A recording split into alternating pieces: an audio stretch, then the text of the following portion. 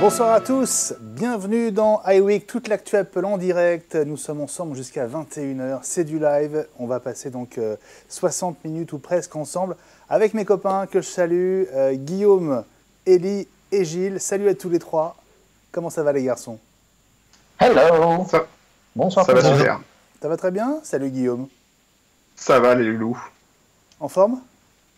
Écoute, en forme de quoi? Oui, non, c'est super blague. Écoute, non, ça va très bien. Écoute, en ce moment, j'ai échappé à la grippe, qui sévit un peu partout. Donc, tout va bien. Eh bien, écoute, ravi de te retrouver pour ce 21e ou 22e, j'ai un trou de mémoire, numéro 22e en principe. 22 22, hein, c'est ça, c'est le 22e. Eh bien, salut Élie. Eh bien, bonsoir tout le monde, bonsoir Benjamin. Oh, bonsoir l'équipe. On a du lourd ce soir. Hein. Il y a des petites choses quand même. Hein. Ouais, hein. Il y a eu plein d'actualités, plein d'idées qui nous ont été suggérées par notre ami Frédéric Cavaillé, qui a été très actif sur Twitter. Hein. Donc, il nous a mis plein de sujets. Oui, bien sûr, on embrasse tous. Et puis, on avait trouvé aussi des petits sujets de notre côté. Donc, évidemment. Tout ça, ça fait une belle émission. Absolument. On rappelle que tu es le cofondateur de MCS à Nice et à Cannes, et tu es le président des Apple Premium Resellers, dont on va parler tout à l'heure, parce que vous vous sentez très menacé par l'évolution de la distribution. Ça va être un des gros sujets qu'on va aborder avec toi et avec Gilles. Salut Gilles. Salut Benjamin. Je salue le président à vie de l'association des APR. Ils m'ont oublié dans un coin. Bon, écoute, oui, avec toi Gilles, on va donc revenir aussi sur les changements à la tête d'Apple. Hein. Il y a pas mal de mouvements en ce moment. Oui, c'est une chronique. Pardon, oui, c'est une chronique micro-ondes, celle que vous auriez dû avoir il y a 15 jours. Oh non. Et l'art d'améliorer les restes, il y avait un petit peu de scepticisme, dirons-nous, de la part de nos camarades quand ils ont lu le conducteur et qu'ils ont parlé du départ d'Angela Arendt.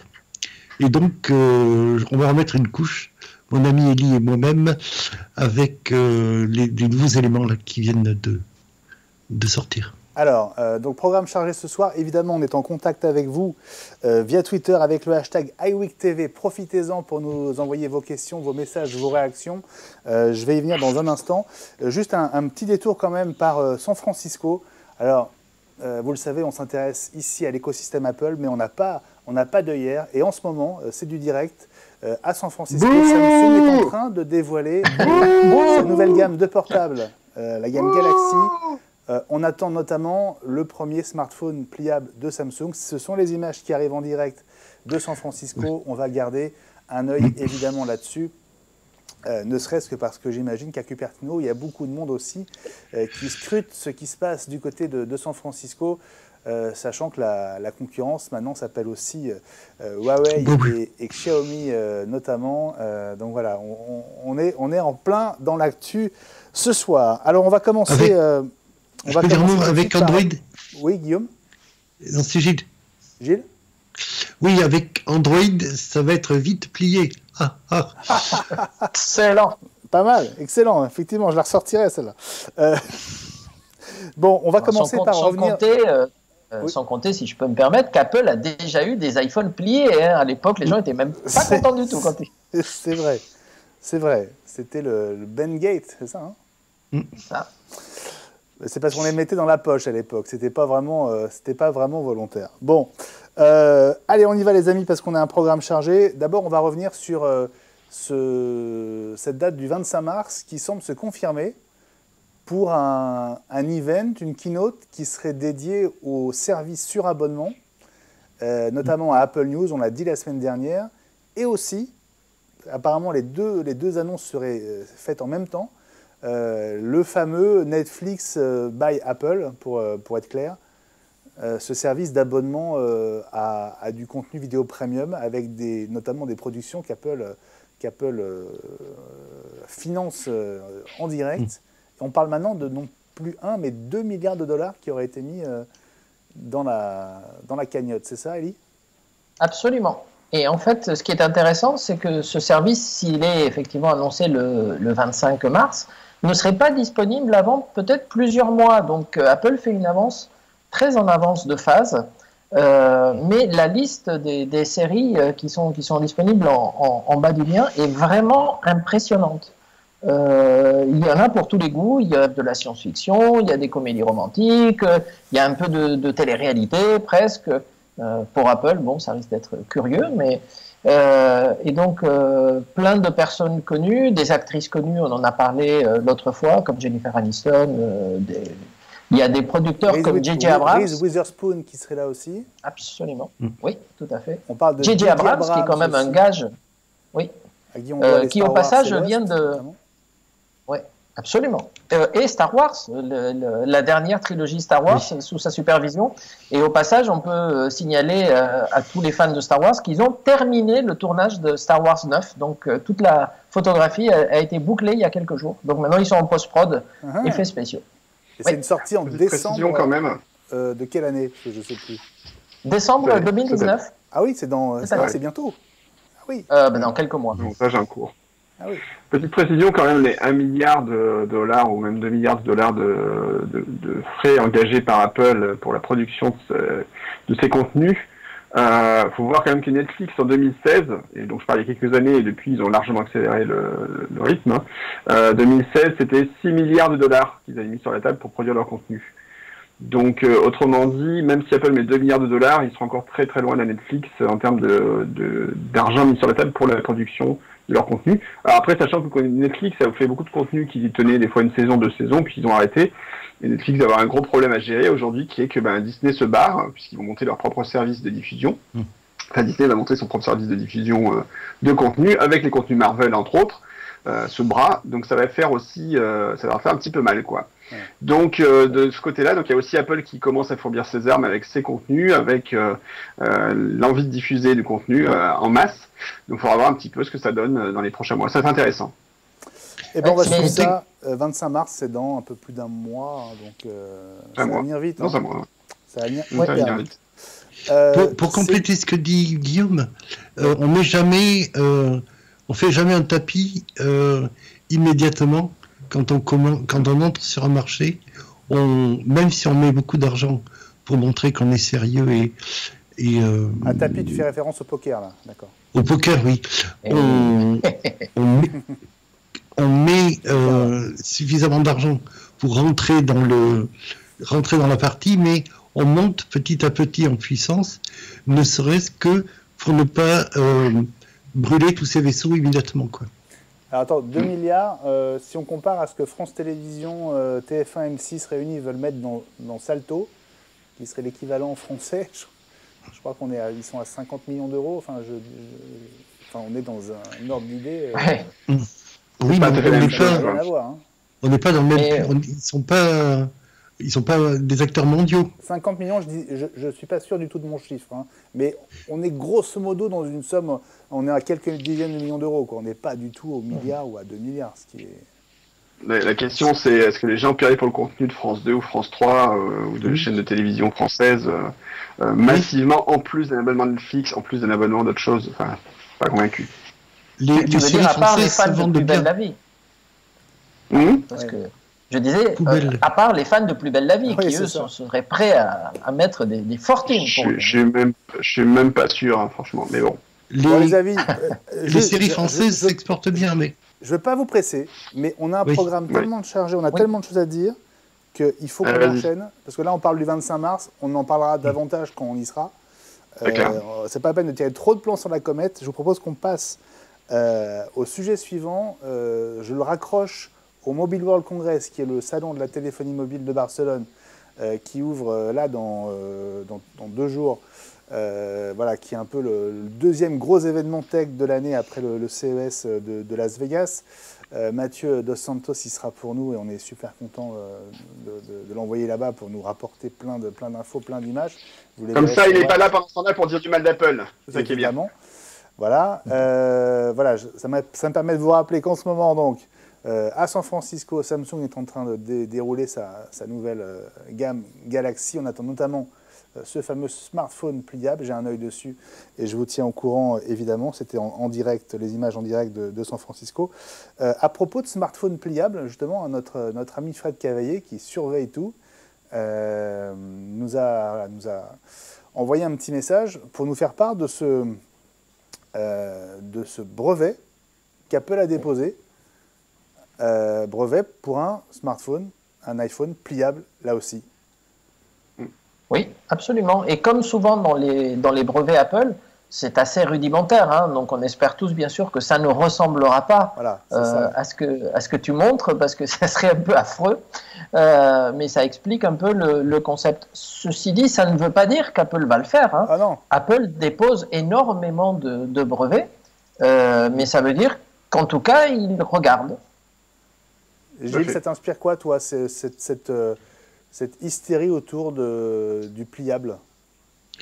Il faut avoir le composant. Et pour l'instant, c'est Samsung qui l'a.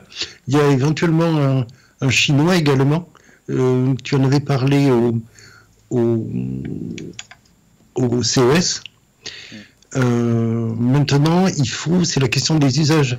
Est-ce que... bah oui, qu'est-ce qu'on fait avec un smartphone pliable, en fait? Alors,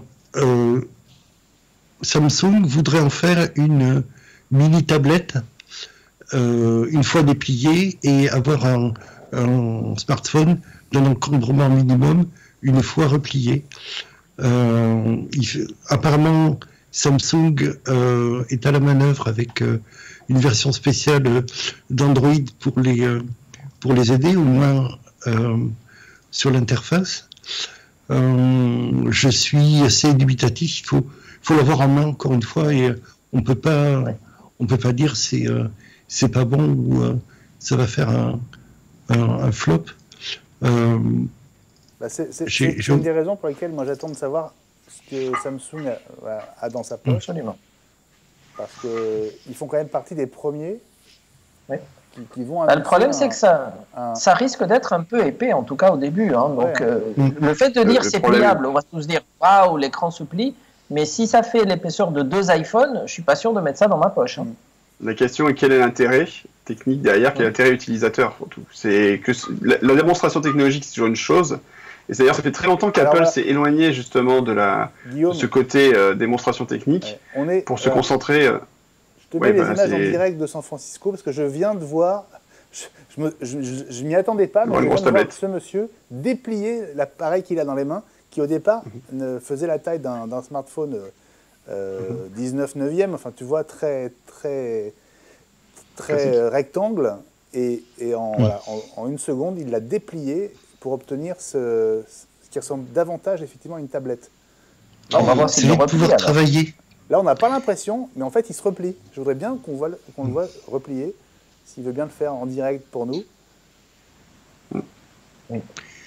Le but, c'est de pouvoir travailler plus facilement que sur un écran de smartphone ordinaire ou sur la version phablette.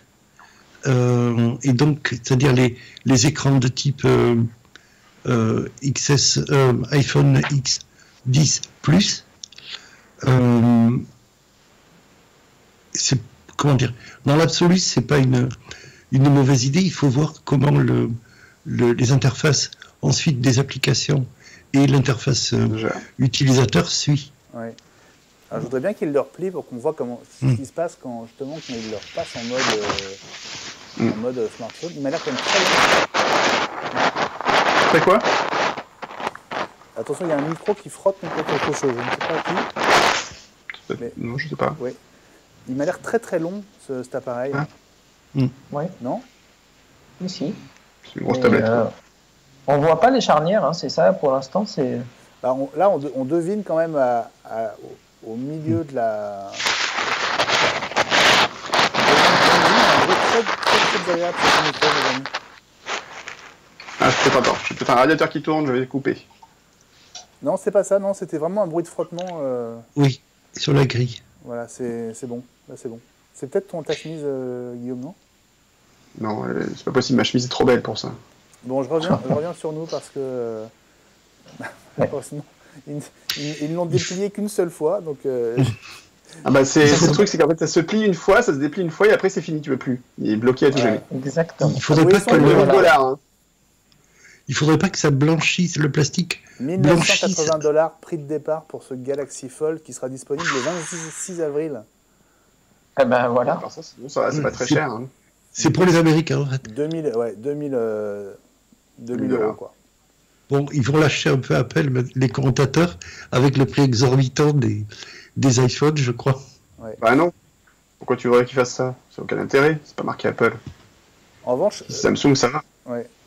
En revanche, l'écran a l'air vraiment pas mal. Enfin, et je trouve que pour un produit qui sort dans 2 mois, ils ont fait assez vite. Hein. Là encore, après, depuis un petit moment quand même. Après, la dire l'écran est un peu mal. Après, sur la qualité de l'écran, le problème, c'est qu'il y a plein de choses qu'on peut pas prendre en compte. C'est la vitesse d'affichage, la rémanence, la colorimétrie, etc. Qu'est-ce que ça vaut? Alors, attention, je ne dis pas que l'exploit technique est pas remarquable. C'est un très très bel exploit d'avoir réussi à faire un écran aussi beau et, enfin, en tout cas visuellement qui semble très beau et avec en plus pas de marquage réellement entre les 2 écrans. Donc ça c'est assez remarquable. Maintenant, on voit que oui, ça a un prix. C'est-à-dire que là, à 2 000 €, on n'est plus du tout dans le tarif d'un téléphone classique. On disait qu'Apple était trop cher à 1 000 €. Bah là, Samsung est un truc encore plus violent. Alors ça plaira sûrement peut-être à des gens qui se diront je veux pas un smartphone et une tablette, là je paye une seule fois les 2, ça c'est pas mal. Maintenant il y a plein d'autres paramètres à prendre en compte. Mais ça leur revient plus cher. Bon, en tout cas, oui, garde un œil là-dessus. On va avancer de notre côté parce que évidemment l'actu Apple ne nous attend pas et on a plein de choses à voir. À propos des serpents de mer et des AirPods qui sont un énorme succès. Il y a peut-être une bonne nouvelle du côté de la future génération, Ellie? Oui, absolument. Donc, nos amis de MacRumors, toujours eux, ont publié un article en disant qu'Apple avait enfin obtenu un brevet concernant l'appareil de charge, AirPower, dont on parle depuis des mois et bientôt des années, qui en fait permettrait de mettre le boîtier des AirPods un peu dans n'importe quelle position. Et c'est un peu ça qui manquait, c'est-à-dire qu'il ne faut pas l'aligner d'une façon extrêmement précise, comme par exemple la télécommande de la Freebox Delta, où si on ne la place pas exactement comme il faut, on croit qu'elle se charge et puis le lendemain matin, elle n'est pas chargée. Là, on peut poser quasiment n'importe où sur la surface du AirPower, en fait. C'est ça. Ouais. Donc c'est peut-être pour ça qu'ils ont mis tellement longtemps, hein. Donc, et d'ailleurs, si ce boîtier pour AirPods n'est pas sorti avant, c'est peut-être parce que justement, ils attendaient de voir si ça allait marcher avec les AirPower et de quelle façon pour pouvoir placer leur point de charge stratégiquement dans le boîtier. Ouais. Et donc, il y a plusieurs brevets qui viennent d'être accordés à Apple, hein, sur les AirPods notamment. Oui, tout à fait. Ce qui peut-être était une sorte d'étape un peu décisive pour eux avant de sortir la nouvelle génération. Maintenant, je ne suis pas persuadé que ça va être le produit du siècle, parce que quand on regarde la photo qui est représentée, c'est une photo officielle Apple, du AirPower, on voit que l'iPhone dépasse largement de chaque côté. Donc on avait dit la dernière fois qu'ils avaient travaillé sur un système anti-dérapage pour la surface. Mais regardez comment est placé l'iPhone, c'est extrêmement facile de donner un coup et de l'envoyer balader. Hein. Ouais, mais bon. Donc je suis toujours un peu circonspect. On suppose que la surface en dessous est plus large. Donc, Oui, mais quand même, qui dit appareil qui dépasse comme ça veut dire qu'un petit coup le déstabilise et le fait sauter ou glisser. Donc je sais pas. Le AirPod, lui, il est au milieu, il risque pas grand-chose. Mais l'iPhone, pour des gens maladroits comme moi, c'est pas à gagner. Hein. Je vous remets juste l'image en direct de ce Galaxy Fold que l'un des dirigeants de Samsung sur scène là en direct vient de sortir de sa poche. Mais il a l'air épais quand même. Hein. Plié et déplié. Voilà. Il nous fait le coup de la planche de Rorschach avec le papillon. Je ne sais pas si vous avez remarqué. Les 2 images étaient parfaitement en miroir. Quoi, sur l'écran? Ah, j'ai pas vu. Sur l'écran, pour montrer, pour souligner le fait que il se replie, que que les deux, comment dire, les deux écrans sont parfaitement parallèles. D'accord. Alors, j'ai pas eu le temps de le capter, mais bien joué, Gilles, si tu l'as vu. Toujours à propos de matos, les AirPods, quand même, effectivement, Ellie, c'est un énorme succès. Là. Je faisais pas attention volontairement, mais ça m'a surpris aujourd'hui. J'ai croisé 20 personnes dans la rue qui en avaient. Je me suis fait la même réflexion il y a 2-3 jours où en fait je circulais dans Paris et tu vois des AirPods dans toutes les oreilles ou des copies. Hein, attention, c'est pas forcément d'ailleurs des AirPods, c'est pas forcément ceux d'Apple. Mais il y a énormément d'écouteurs sans fil maintenant. Apple a clairement popularisé le mouvement. Hein. Ils ont clairement. Ce que j'ai vu, c'est soit des AirPods, soit des très bonnes contrefaçons, mais en tout cas, c'était. Oui, il y en a. Mais en tout cas, oui, il y en a beaucoup. Ouais, ouais. Tu peux pas faire tous les 10 mètres dans Paris sans voir. Vous savez d'où ça vient? En fait, l'explication est assez simple pour les jeunes, hein, parce qu'il y a beaucoup de jeunes et même des ados qui en portent. Les grandes équipes de foot de référence, comme le PSG ou le Real Madrid, tous les joueurs vedettes ont des AirPods et on les voit à chaque fois qu'ils arrivent au stade. Et donc, il suffit que Mbappé ou Varane utilisent des AirPods pour que tous les gamins veuillent des AirPods. Donc, c'est devenu ça. Et je vous rappelle qu'il y a quelques années, ces mêmes joueurs portaient tous des casques Beats et tout le monde avait des casques Beats. Tous les jeunes avaient des casques Beats. Plus personne ne met un casque Beats. Ah non. Ça tourne. Et avant, c'était la même chose avec l'iPod. C'est ce qui a popularisé l'iPod, qui a amorcé la pompe. Ce sont les basketteurs de la NBA et les vedettes de la pop à qui Apple avait mis ça dans les mains. Oui, c'est vrai. Et oui. Mais la Coupe du Monde, je crois que Apple a gagné beaucoup de popularité avec les AirPods dans les oreilles des joueurs. Oui. Ça a dû être monstrueux en termes de retombées. En tout cas en France. Alors on parle de matos toujours, mais cette fois, des rumeurs autour de la prochaine génération de MacBook Pro. Et ceux qui regrettent le très grand modèle, à savoir le 17 pouces, ont peut-être des raisons de se dire qu'ils n'en sont plus très loin. Ellie. Et oui.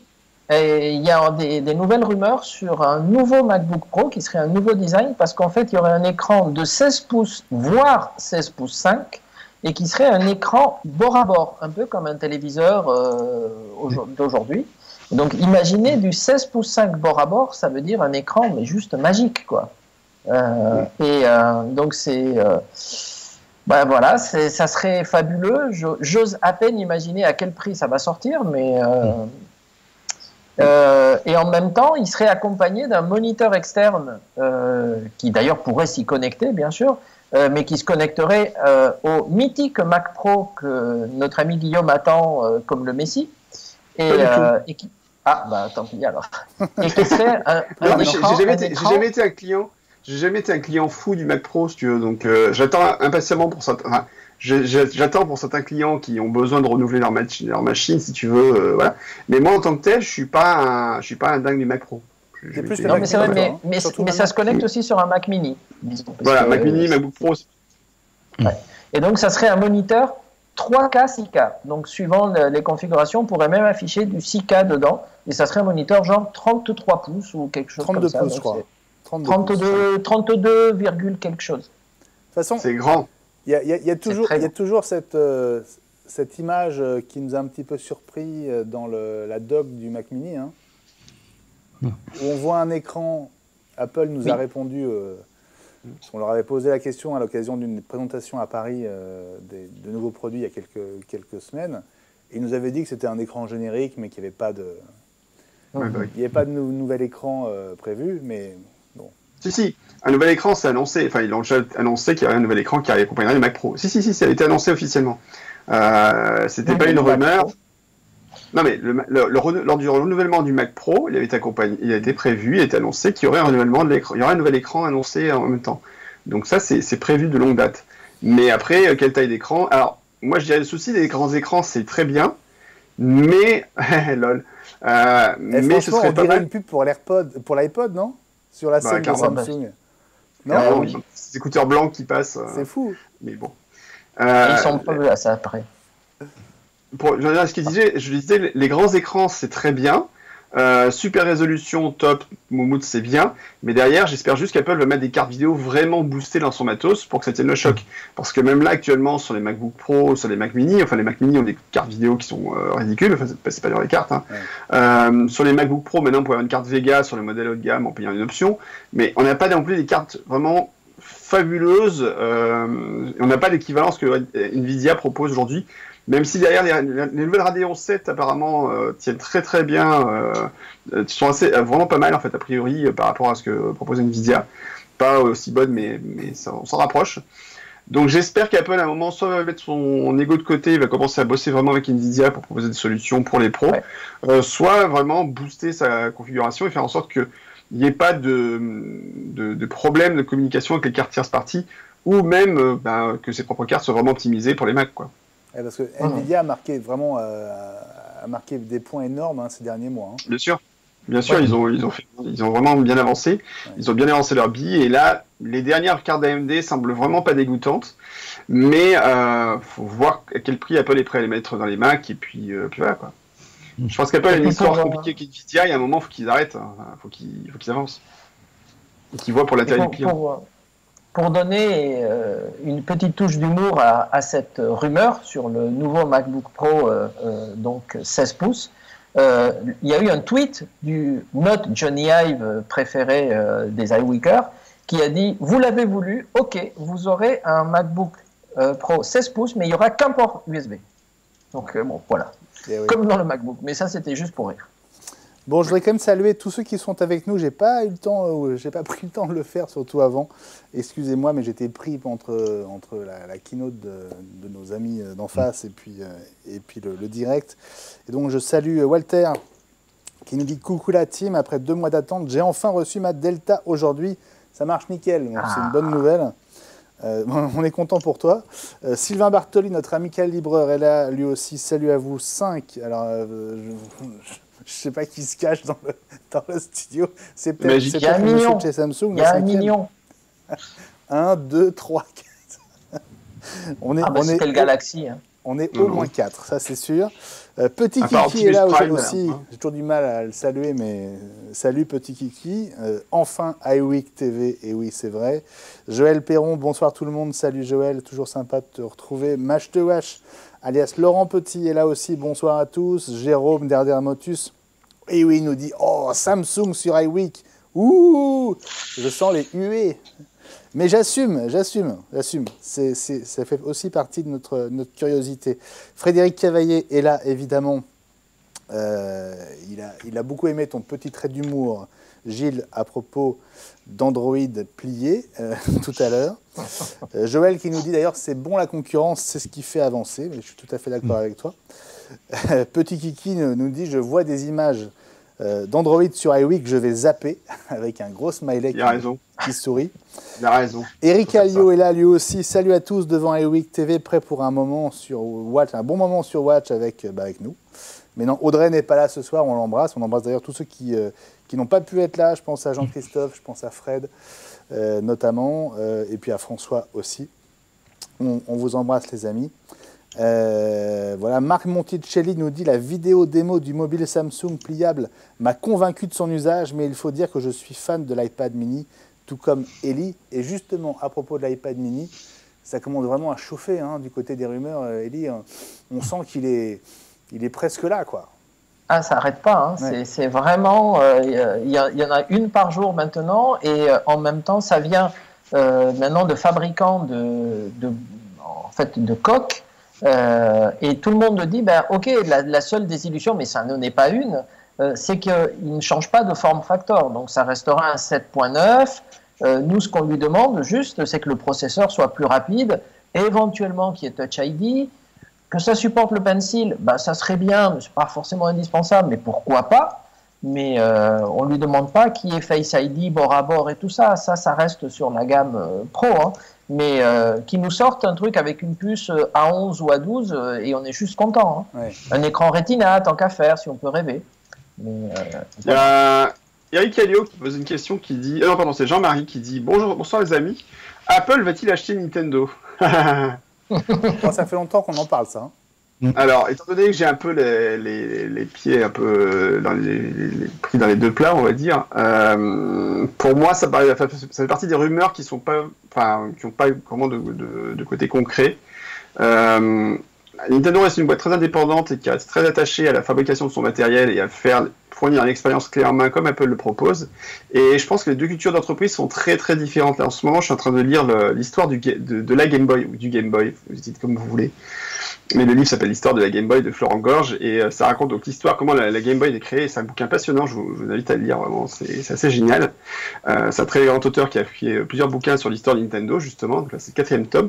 Et on se rend compte que la culture japonaise, en fait, du jeu vidéo est très particulière, enfin la culture de Nintendo est très particulière. Et je suis pas sûr qu'Apple ferait un rachat aussi intelligent que ça en rachetant une société comme ça. Parce que je suis pas sûr que ce soit vraiment, que la culture de Nintendo serait aussi bien imprégné en étant dilué dans Apple. Maintenant qu'Apple fasse des partenariats avec Nintendo plus poussés, pourquoi pas, ils l'ont déjà fait en proposant en exclusivité Super Mario Run par exemple sur iOS, et on sait qu'il y a un Super Mario Kart, je sais plus comment il s'appelle, Dash, je sais plus quoi, enfin j'ai plus le nom, qui arrive sur téléphone portable d'ici la fin de l'année. Il va forcément y avoir des passerelles du côté de Nintendo vers les appareils portables, mais de là, envisager un rachat pur et simple, j'y crois vraiment pas du tout. Ouais, bon. Ça fait longtemps ça revient régulièrement. Oui, c'est des rumeurs qui reviennent. Mais vous savez qu'il y a un point commun entre Nintendo et Apple. À une époque, ils ont tous les deux sorti quasiment en même temps un produit en forme de cube avec un processeur PowerPC à l'intérieur. Puisque le Nintendo GameCube est sorti en même temps que le Power Max G4 Cube. C'est de rien. Je remonte Twitter parce que j'avais pris du retard. Donc, Frédéric Cavaillé nous dit bientôt des Samsung plus chers qu'Apple. Bah, c'est vrai. C'est vrai que le Samsung Fold, qui arrive le 26 avril, sera à 1 980 $, prix de départ. Et donc, ce sera sans doute l'un des smartphones les plus chers du marché, si ce n'est le plus cher. D'ailleurs, je pense qu'il va complètement éclipser le Galaxy S10, dont la présentation a lieu maintenant. Et je pense que Samsung se tire une balle dans le pied avec ce smartphone pliable qui va être très très cher et donc qui sera réservé quand même à une minorité. Mais bon, quelque part, tant mieux pour les autres. Petit Kiki nous dit « Je propose un rassemblement Place de la République, iWeek TV, édition spéciale Android. » Ça ne va pas du tout. Je pense que je vais prendre très cher aujourd'hui, mais je suis pour rien. C'est Samsung qui programme leur keynote en même temps qu'iWeek. Ils l'ont fait exprès, je pense. C'était pour bénéficier de notre audience énorme. Je remonte encore vos messages. Oui, Petit Kiki nous dit que les basketteurs de la NBA, auxquels tu faisais référence tout à l'heure, Gilles, regardent la keynote Samsung. Pas tous. Eric Alliot nous annonce déjà l'iPhone pliable Quechua. 2 secondes pour déplier, 2 jours pour replier. Ah, c'est tout à fait ça. Quoi ? Et il sera à 3000. Il sera à 3000, lui. C'est ça. À propos de l'écran 32 pouces, j'imagine, Sylvain Bartoli nous dit « Merci Apple, ça va encore être la misère à calibrer. » Bon, il sait de quoi il parle, Sylvain. Ouais, c'est vrai que a priori, c'est le problème des écrans Apple, apparemment, qui sont de très bonne qualité, mais calibrés d'usine, et après, pour changer la calibration, ça peut être compliqué, effectivement. Donc, ça fait partie des critiques un peu récurrentes chez Apple, qui a un système, qui a des écrans qui sont, alors, après, calibrés d'usine, et cela dit, moi, j'ai un écran Apple depuis presque maintenant 10 ans, le Thunderbolt, là, et il est indestructible, il n'a pas bougé en termes de qualité d'image. Maintenant, c'est vrai que je ne fais pas de graphisme dessus, et ça peut se comprendre que ce soit gênant si on n'a pas la possibilité de calibrer comme on veut. Guillaume, puisque tu as la parole, je voudrais qu'on fasse une toute petite parenthèse avant de venir à votre chronique Elie et Gilles sur tous les changements en cours à la tête d'Apple. Je voudrais qu'on dise un mot avec toi, Guillaume, d'un sacré monsieur qui vient de disparaître. C'est Karl Lagerfeld, le grand couturier. Et ouais. Parce que tu lui consacres le dernier billet là, sur ton blog et tu racontes une histoire qui est chouette. Tu peux nous la raconter ? Alors, en fait, c'est une histoire, c'est à l'époque où je travaillais chez Agnosis, donc qui est un centre de formation Apple, donc c'était en 2002 à peu près. Bonjour à Alan Blanvillain qui vient d'arriver pour Cinewatch dans 1h30. Voilà. Et donc, en fait, on avait une requête, donc je crois que c'était, comme je précisais, je crois que c'était des galeries des Tuileries, ou je sais plus quoi, donc ils avaient demandé, à la demande de Karl Lagerfeld, donc il y avait une exposition qui était faite, et Karl Lagerfeld, exposition sur la mode, histoire de la mode, je sais plus quoi, et chaque couturier avait un espace à lui, et en fait, Karl Lagerfeld avait demandé à ce qu'il y ait une interview de lui qui soit diffusée, et l'interview, en fait, il avait demandé, lui, expressément, que l'interview soit diffusée sur des iMac G4. Donc l'iMac G4 avec son super écran 15 pouces, donc c'était un chouette projet. C'était l'iMac tournesol, c'est ça? Voilà, avec l'iMac tournesol, avec le bras articulé, l'un des plus beaux Mac jamais créés, et que je porte dans mon cœur. Et donc en fait on s'est retrouvé avec la requête qui était que il y avait une interview qui devait être diffusée de Lagerfeld avec une journaliste. Et il fallait que la vidéo soit synchronisée sur tous les iMac en même temps, et on nous avait contacté pour mettre au point ce truc-là, donc la présentation, enfin mettre les iMac en place, les 15 iMac, et faire en sorte qu'on ait une diffusion simultanée des vidéos sur tous les appareils. Et donc on a dû bûcher un peu sur ce projet, c'était un peu plus compliqué que ce qu'on pensait, et à la fin en fait on a utilisé la technologie d'Apple, le QuickTime Streaming Server, donc qui permettait de diffuser en temps réel de la vidéo, pour balancer la même image, en fait la même vidéo sur tous les Macs en même temps. Et du coup, ça restait plusieurs mois en activité, donc il y a eu cette diffusion d'images, et Lagerfeld est passé, il avait vu les iMac exploser, il était très content, et moi j'étais passé voir un petit peu, parce qu'on devait faire une petite intervention pour une réparation, ou je sais plus quoi, enfin un truc assez anodin, et donc j'avais pu voir effectivement des très très belles affiches qui avaient de lui en train de danser avec, je crois que c'était avec des modèles, enfin voilà, donc des modèles de mode, et donc il y avait ces photos par terre, et cette interview qui était diffusée, qui était d'un intérêt, bon, voilà, qui était ce qu'elle était. Mais je trouvais ça assez intéressant, voilà, qu'il ait vraiment insisté pour que ce soit des iMac en place avec son, et ça montrait bien en fait, voilà, le côté très fan d'Apple qui a été encore discuté ces jours-ci sur tous les sites Mac, voilà. C'était la petite histoire, voilà. J'ai pas rencontré Karl Lagerfeld directement, mais je trouve que c'était intéressant de. C'est vrai que c'était un vrai fan de Mac et notamment d'iPod, n'est-ce pas, Gilles? Oui, il avait il y a un certain nombre de photos là qui ont circulé avec des mâles Vuitton, je crois, dans lesquels il y avait des iPhones. Il me semble avoir vu en 2004, je pense, passer une photo où il y avait 2 valises, cette fois-ci, remplies d'iPod mini, les multicolores, dans lesquels il avait mis toute sa musique, un petit peu à la manière, présentée un petit peu à la manière des Apple Watch, maintenant dans les Apple Store ou dans les APR, comme on peut le voir là chez eConcept ou MCS, pour ne citer que. Ouais. Enfin, bon, oui, il était connu pour avoir une ribambelle effectivement d'iPod avec lui, et sans doute qu'il a tout largué à Choupette, son chat, je crois, qui hérite réellement d'une partie de sa fortune. Bon, c'est pas possible en fait, avec la loi française, et il était citoyen, enfin comme il vivait en France, apparemment la loi française ne permettrait pas que son chat hérite de sa fortune, de toute façon. Après, il peut avoir monté une association ou une fondation pour gérer la fortune du chat. Voilà. Ou c'est la personne qui hérite du chat qui hérite de la fortune. Si vous savez, si vous aimez les chats, vous savez ce qu'il vous reste à faire. Mais il avait... voilà, donc rest in peace, Karl Lagerfeld, quand même un grand monsieur, parce qu'il a une vie incroyable. Un personnage. Et il était adoré de tous ceux avec qui il travaillait. C'est donc qu'il avait toujours une réelle proximité, une réelle humanité, y compris avec les plus petites gens, on va dire, dans son métier.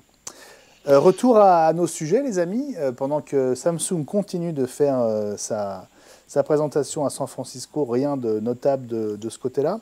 Je voudrais qu'on marque une toute petite pause, les amis, et qu'on s'arrête sur tous ces changements à la tête d'Apple. On va essayer de comprendre avec vous ce qui se passe, et ça va jusqu'au point de vente et à la distribution. Elie en connaît un rayon. À tout de suite.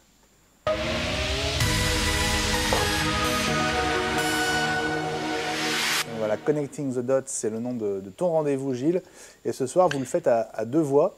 On va peut-être commencer par toi, du coup, Gilles. Bien sûr. Oui, parce que le point de départ était, je vous le disais en introduction, il y a 15 jours, avec le départ annoncé d'Angela Arendt, qui a été remplacé par Deirdre O'Brien, qui qui est une ancienne d'Apple, même d'avant l'arrivée de Steve Jobs aux commandes. Alors, il y a plusieurs rumeurs qui vont un petit peu dans le même sens, en même temps que des annonces. On va les passer un petit peu en revue. Ouais. C'était, Eli en a parlé beaucoup, c'est l'iPad plus accessible financièrement. John Gruber, qui est un blogueur qui est toujours très très bien informé, je crois que c'est son frère qui travaille chez Apple, qui a présenté des éléments à propos de l'Apple TV qui seraient vendus à prix coûtant, tout comme les AirPods, et le HomePod, lui, serait carrément vendu à perte si on tient compte des frais de développement. Il y a autre chose au niveau de l'Europe, l'extension du programme d'iPhone reconditionné, même si c'est dans l'ordre des choses, puisque Apple propose une reprise des anciennes générations depuis un petit moment.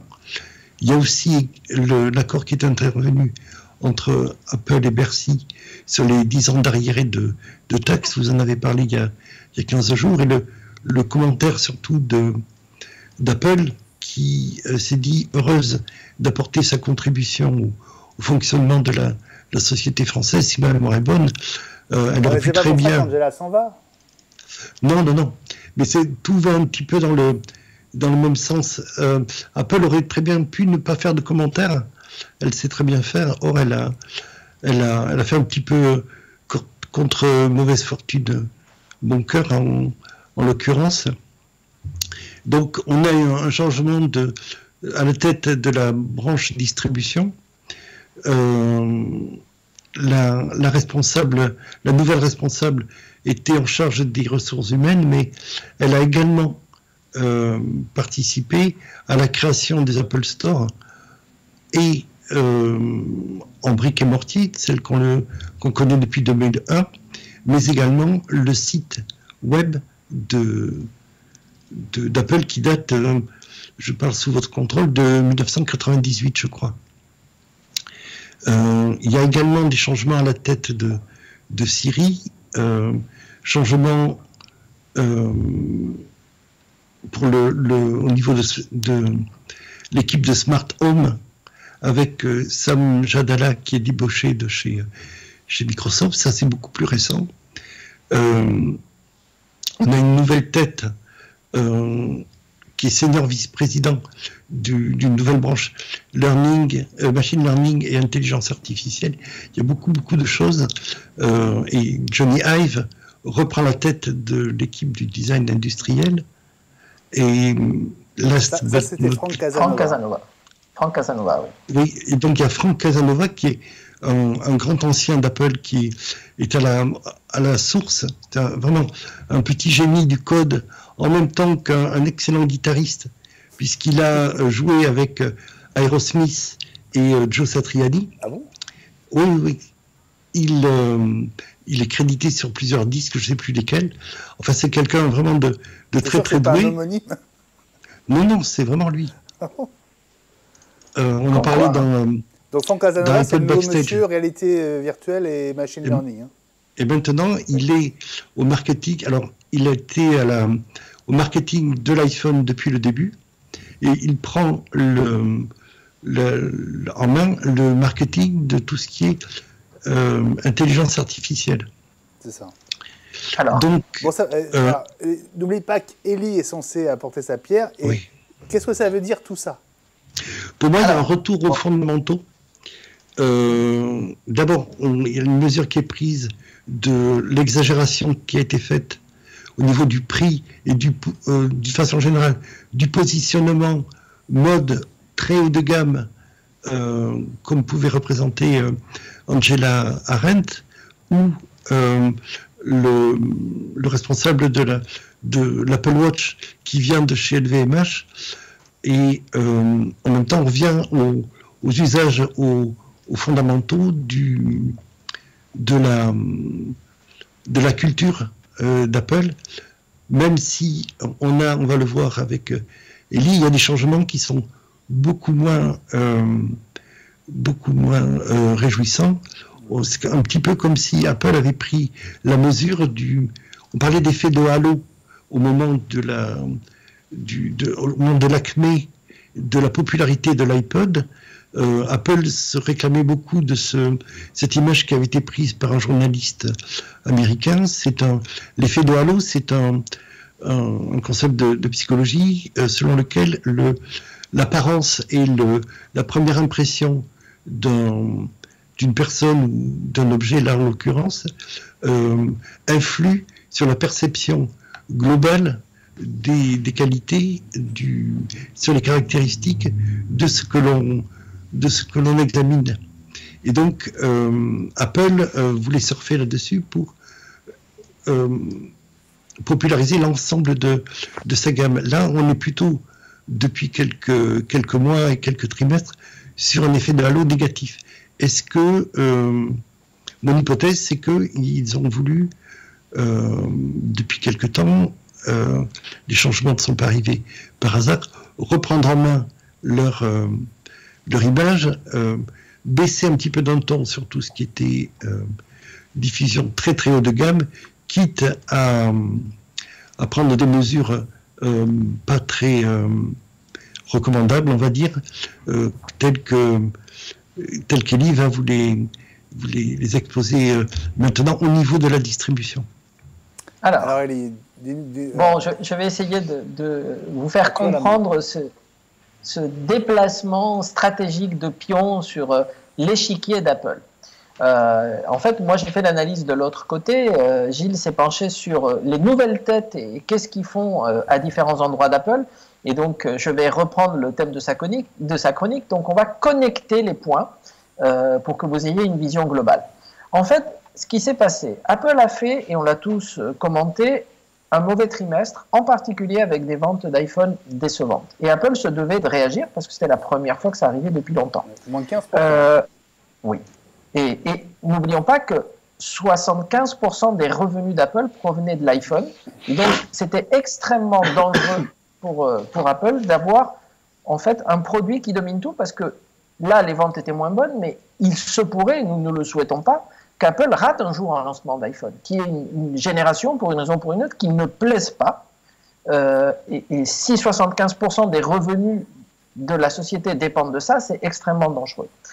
À côté de ça, Angela avait une mission chez Apple, puisqu'elle avait la responsabilité très large de la distribution, et elle avait fait passer chez Apple un message auquel tous n'adhéraient pas, qui était ce message dont on a parlé de nombreuses fois, qui était le One Apple. C'est-à-dire qu'à partir du moment où on participe à la distribution d'Apple, que ce soit Apple Online, que ce soit une boutique physique ou que ce soit un APR, puisque APR monomarque, Angela voulait que tous soient traités de la même façon.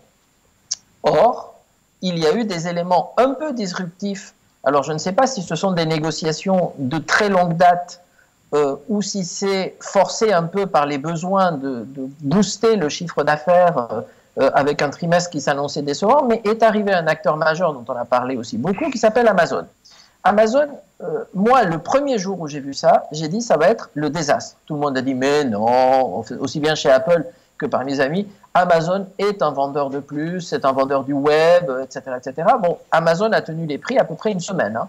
Donc, ils sont arrivés au point, il y a un article qui en parle cette semaine, où maintenant on trouve un produit neuf chez Amazon au prix d'un refurb d'Apple. C'est du jamais vu dans l'histoire. Hein. Et donc, il se pourrait que Angela n'ait pas été forcément ravie et d'accord sur cette nouvelle stratégie d'Apple qui est un peu de la distribution à tout va et qui vient d'être complétée dans les jours derniers. Apple n'a même pas encore communiqué avec nous là-dessus, sur le fait que les grossistes aujourd'hui peuvent vendre des produits Apple, n'importe quel produit Apple, à n'importe qui, sans être agréé Apple. C'est-à-dire, bon, pas au grand public, mais un revendeur multimarque, sans aucun besoin d'agrément ni quoi que ce soit, peut aller chez un grossiste et acheter un produit Apple. Ça ne s'est jamais vu. Donc ça veut dire, et pour ça que Gilles parlait du futur des APR, et c'est pour ça que moi je suis très inquiet, c'est que nous sommes d'un côté écrasés par un géant de la distribution qui est Amazon, et de l'autre côté, n'importe quelle personne avec un numéro SIRET va pouvoir commander des produits Apple avec une remise. Alors, pas la même remise qu'un APR, on est d'accord, mais de la remise quand même, sans aucune obligation de qualité, de formation, de présentation des produits, etc. Donc, ça veut dire la distribution à tout va. Donc, moi, ce qui m'inquiète, d'abord, je suis inquiet pour nous, bien sûr, c'est ma première préoccupation, mais je suis même inquiet pour Apple parce que le premier concurrent d'Amazon s'appelle Apple Online et le deuxième concurrent s'appelle les boutiques Apple, les ARS. Le troisième concurrent s'appelle la Fnac. Ils sont au-dessus de nous au niveau des chiffres. Mais Amazon va les écraser tous. Donc, je n'arrive pas à comprendre la stratégie d'Apple. Je me pose des tas de questions. Mais de l'autre côté, je vois avec ces noms qu'on a cités tout à l'heure qu'Apple est en train de prendre un virage et va peut-être devenir, dans les années qui viennent, une société plus de services, diffusion de contenu, vidéo, diffusion de musique, services étendus dans le cloud, etc. Parce que n'oubliez pas qu'Amazon tire, je pense, plus de la moitié, sinon les 2/3 de ses revenus de ses services cloud. Ce ne sont pas les ventes en ligne qui font la fortune d'Amazon.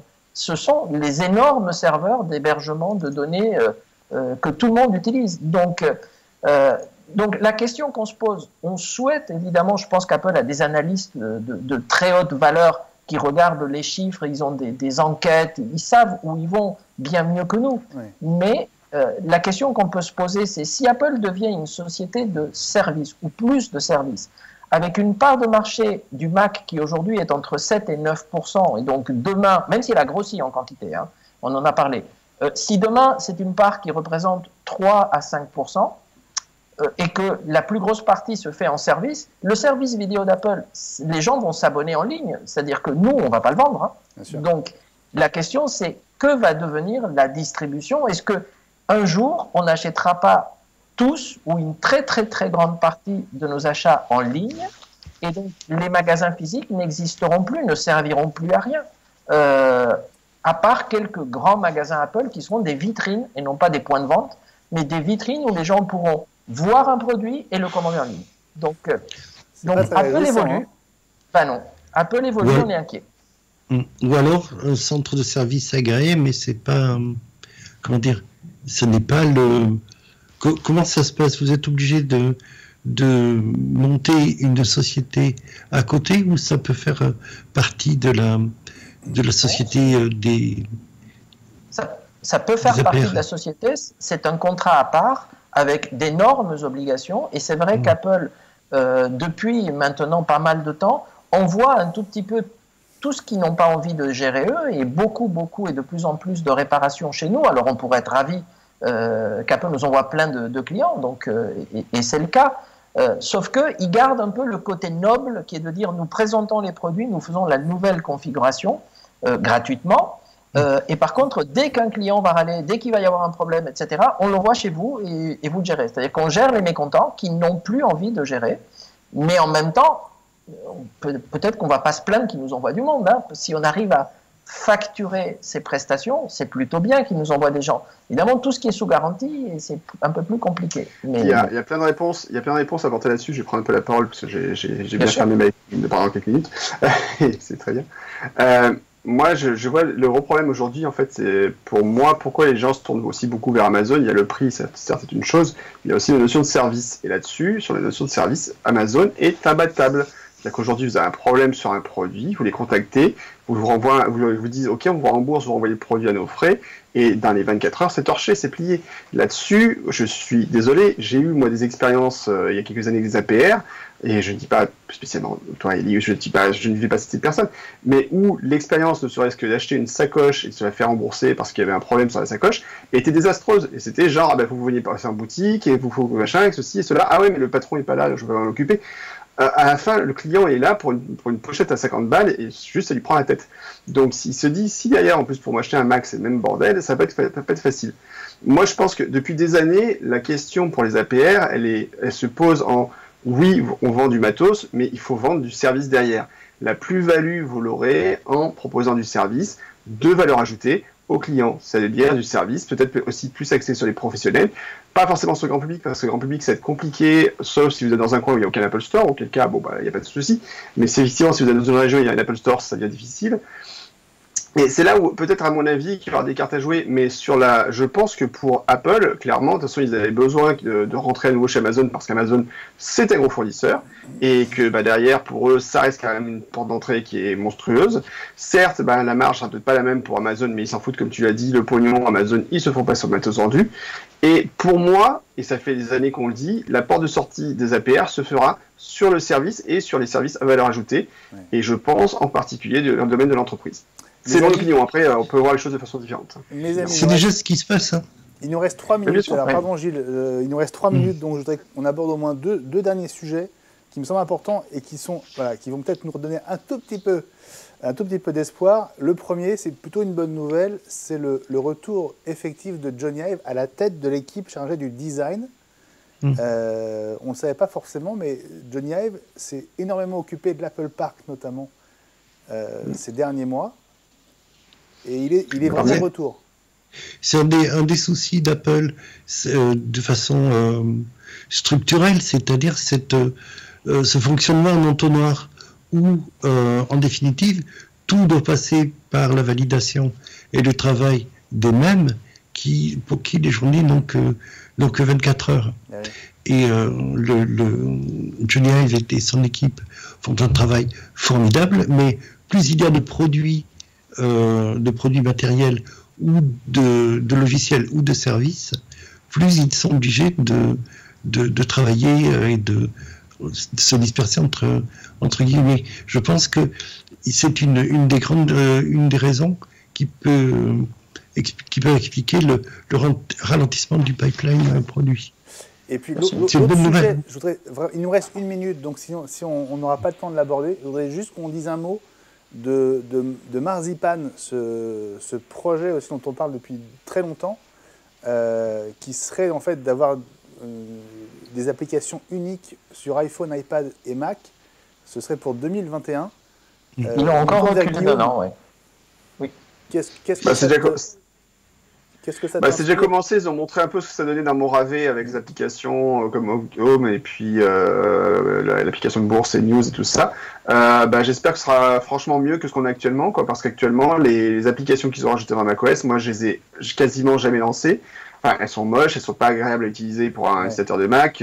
C'est du portage fait à la va-vite, et je pense qu'Apple devrait même avoir honte d'avoir balancé des applications pareilles dans macOS, quoi. Enfin, c'est la question de dire je vais pouvoir porter des applications rapidement vers le Mac. Oui, mais peut-être pas à n'importe quel prix. Ouais. À ce propos, sur Twitter, avec le hashtag iWeekTV, Marc Monticelli nous dit « Marzipan, ce que tous les anciens devs Next attendaient depuis très très longtemps, OpenStep permettrait de compiler sans changer une ligne de code sur 4 plateformes hardware différentes, et même sur Windows 95, et ça, il y a plus de 20 ans. » Ouais, mais le problème, c'est la même chose. C'était la promesse de Java, on écrit une fois et ça marche partout, sauf que Java, ça marche mal partout. Ah oui. Oui. On va rester là-dessus, mes amis. Merci beaucoup d'avoir été au rendez-vous. Sauf si on change de processeur, et si les Mac, comme c'est notre serpent de mer, embarquent des puces ARM.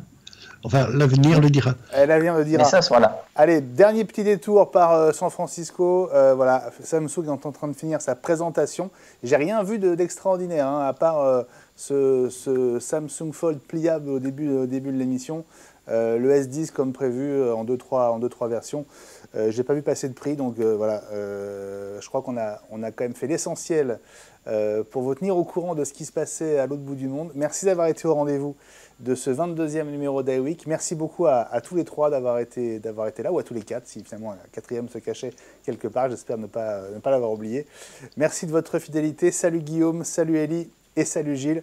Nous, on se retrouve la semaine prochaine, mercredi 20h, en direct sur Watch pour le 23e numéro d'iWeek. Salut à tous et bonne soirée sur Watch où les programmes continuent. Bye bye.